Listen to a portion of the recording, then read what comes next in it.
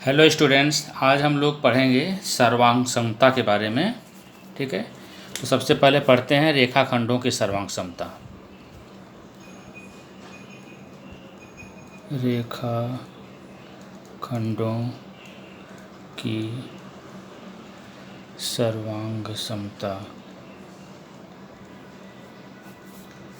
ठीक है, रेखाखंडों की सर्वांग समता। अभी इसमें रेखाखंडों की सर्वांग समता क्या होगी? यदि दिए गए रेखाखंडों की लंबाई समान हो तो वे सर्वांग सम होते हैं। यदि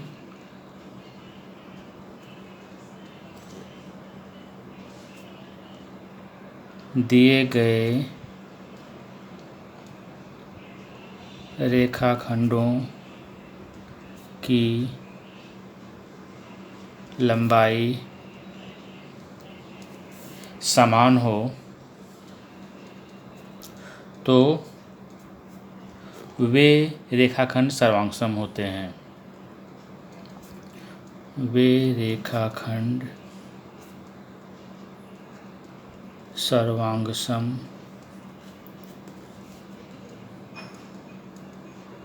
होते हैं। इसका मतलब कि दो रेखाखंडों की लंबाई अगर समान होगी तो सर्वांगसम होगी। ठीक है, जैसे यदि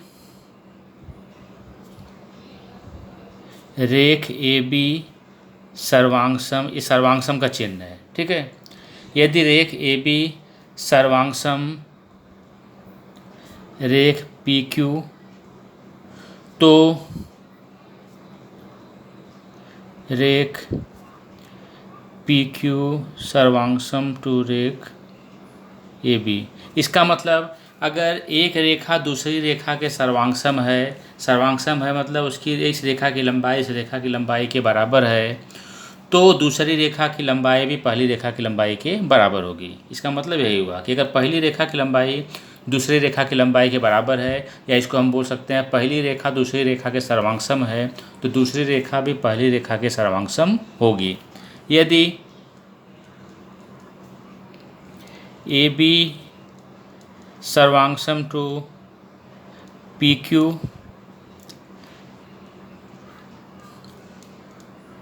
रेख पी क्यू सर्वांगसम टू रेख एम एन, तो रेख ए बी सर्वांगसम टू रेख एम एन। ओके, इसका मतलब अगर एक रेखा दूसरी रेखा के सर्वांगसम है, दूसरी तीसरी के सर्वांगसम है, तो पहली रेखा तीसरी के सर्वांगसम होगी। ठीक है, एक रेखा दूसरे के और दूसरा तीसरे के अगर सर्वांगसम है तो पहली रेखा तीसरी की सर्वांगसम होगी। तो ये था रेखाखंडों की सर्वांग समता। सर्वांग समता मतलब उस रेखाखंड की लंबाई दूसरे रेखाखंड की लंबाई के बराबर होगी, तो बोलेंगे कि एक रेखाखंड दूसरे रेखाखंड के सर्वांगसम है। सर्वांगसम का चिन्ह कैसे लगाते हैं आपने यहाँ पर देख लिया है। अब कोणों की सर्वांग समता क्या होगी?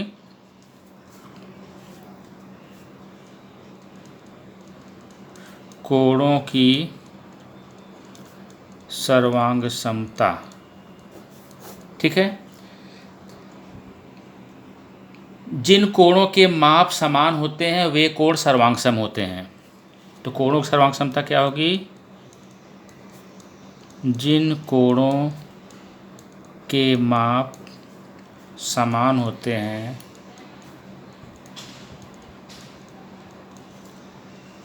वे कोण सर्वांगसम होते हैं। वे कोण सर्वांगसम होते हैं। इसका मतलब अगर दो कोण हैं उनके माप समान हैं तो उन कोणों को हम क्या बोलेंगे कि वे कोण सर्वांगसम। जैसे कोण एम एन ओ सर्वांगसम है कोण एक्स वाई जेड। ऐसा लिखेंगे, कोण एम एन ओ सर्वांगसम कोण एक्स वाई जेड।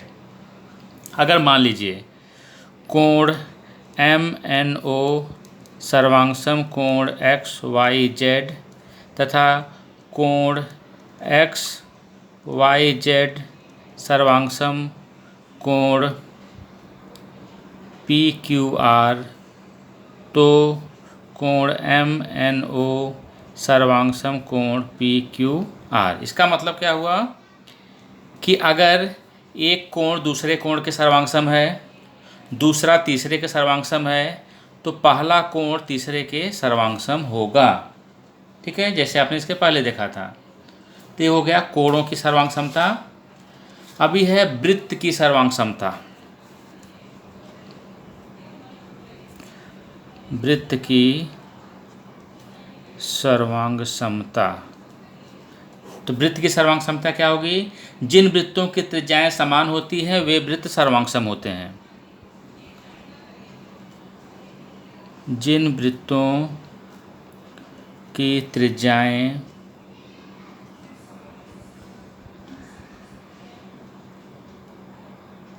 समान होती हैं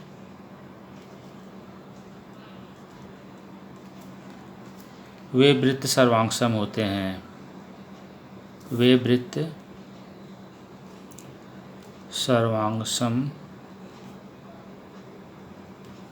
होते हैं। इसका मतलब कि कोई वृत्त है, अगर उसकी त्रिज्या समान है तो उस वृत्त को हम लोग क्या बोलेंगे? सर्वांगसम। ठीक है, तो अभी आपने देखा सर्वांग समता के बारे में। तो आपने रेखाखंड का सर्वांग समता देखा, फिर आपने देखा कोण की सर्वांग समता और वृत्त की सर्वांग समता। अब हम प्रश्न संग्रह स्टार्ट करेंगे करना 6। प्रश्न संग्रह 6 आपके सामने है। ठीक है,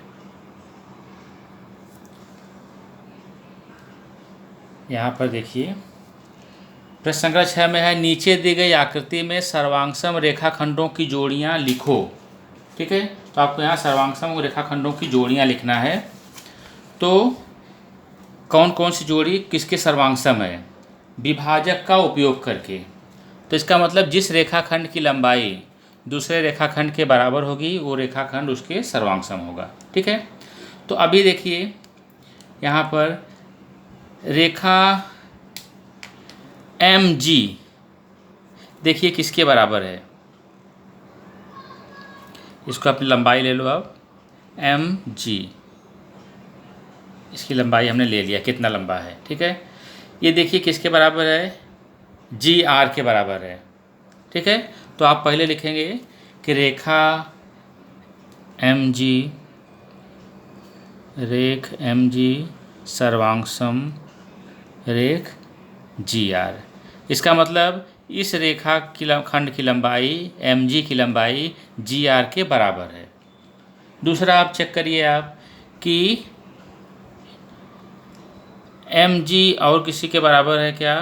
तो देख रहे हैं M G G N G के बराबर है। तो यहाँ लिखेंगे रेख एम जी सर्वांगसम रेख एन जी। इसका मतलब एम जी रेखाखंड की लंबाई रेखाखंड एन जी के समान है, इसलिए वो सर्वांगसम है। ठीक है, अगला देखिए और कौन किसके बराबर है? देखिए रेखाखंड जी सी कितना बड़ा है। जी सी को हमने विभाजक में देखा, जी सी की लंबाई किसके बराबर है? जी सी की लंबाई जी बी के बराबर है। तो इसका मतलब हम लिखेंगे कि रेख जी सी सर्वांगसम रेख जी बी। ठीक है, अब देखिए किसके बराबर है? जी ई किसके बराबर है? जी ई जी आर के बराबर है। तो आप लिखेंगे रेख जी ई सर्वांगसम रेख जी आर। तो आपने पहला क्वेश्चन देखा, आपको इसमें बताना था कि कौन सा रेखाखंड किसके बराबर है। तो जो जिसके बराबर होगा वो उसके सर्वांगसम होगा। ठीक है, दूसरा क्वेश्चन देखिए।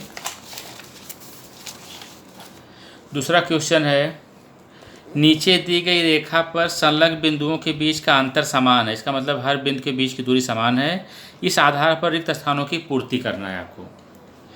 रेख ए बी पूछ रहा है किसके बराबर है, ठीक है। तो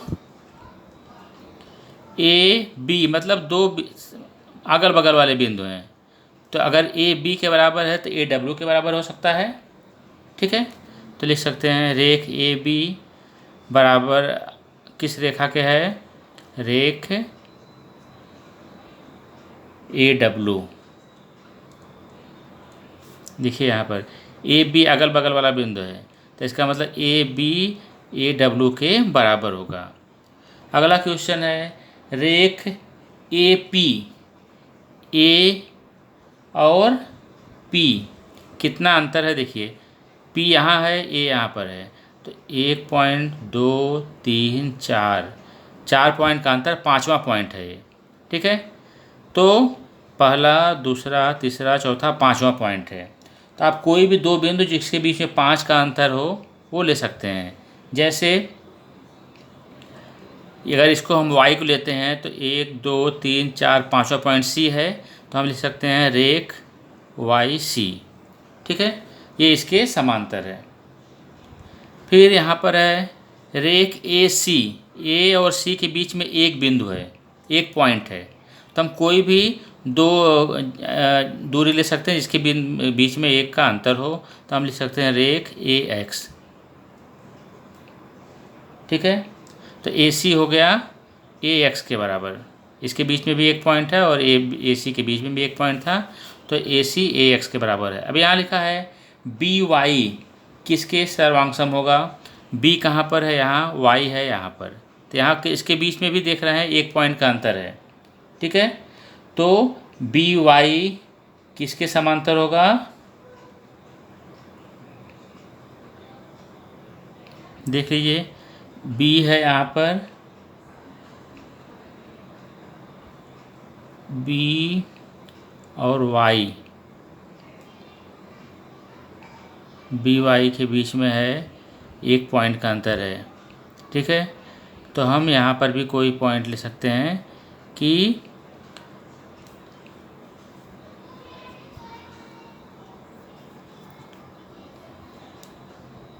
बी वाई यहाँ पर है, ठीक है। तो बी वाई के लिए यहाँ लिख सकते हैं क्यू जेड,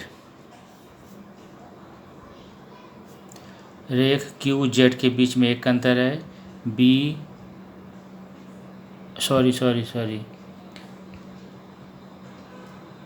बी वाई यहाँ पर है। तो यहाँ पर देखेंगे बी वाई के बीच में कितना अंतर है, 1 2 3 पॉइंट का अंतर है, ठीक है। तो 1 2 3 पॉइंट का अंतर, चौथा पॉइंट है ये। तो यहाँ पर हम लिख सकते हैं इसको